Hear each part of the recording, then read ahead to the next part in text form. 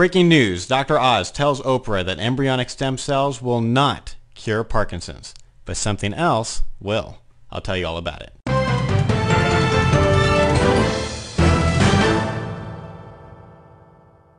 Just this week, a prestigious medical professional, Dr. Oz, came on Oprah with Michael J. Fox to talk about Parkinson's and stem cell research.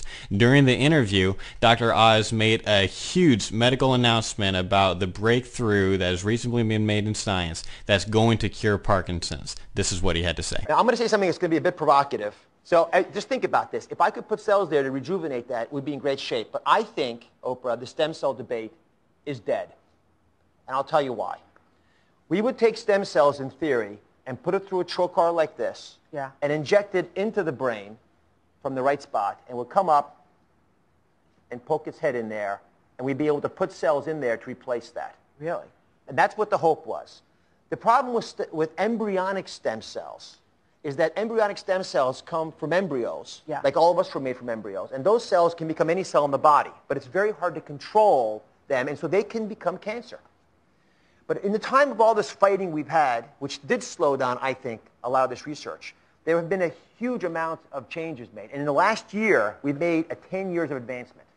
In the last year, we've advanced 10 years. Yeah. We went places we never thought we'd go. And here's what the deal is. I can take a little bit of your skin, take those cells, get them to go back in time, so they're like they were when you were first made. And then they will start to make that dopamine. And I think those cells, because they won't be as prone to cancer, and because they're your genes, will be the ones that are ultimately used to cure Parkinson's. And no one can tell how fast we can do this, but I've talked to a lot of experts in this field, and I think we're single-digit years away from making a big impact in the lives of Parkinson's disease, but also diabetics, heart attack victims. People have had a lot of problems. Single-digit years. Wow. So in other words, it could be 8, 9 years. Just hold on. Just hold on. Just hold on. But it's going to be in our lifetime. And that's exciting, I think, to all of us in medicine. Okay, so that's exciting news that we're going to be able to cure Parkinson's within the next 10 years. But notice he said it's not going to be embryonic stem cell research that does it. It's going to be induced pluripotent stem cell research. It's iPS cell technology, where we take skin cells and we make them embryo-like, and we can use that to cure diseases now, and you don't have the gene problems, and you don't have them causing tumors.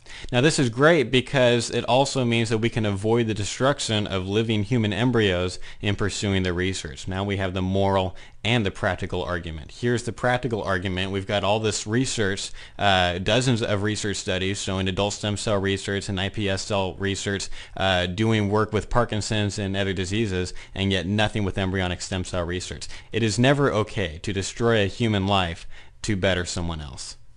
This is Josh Brom with Science Matters. I'll check you back next time.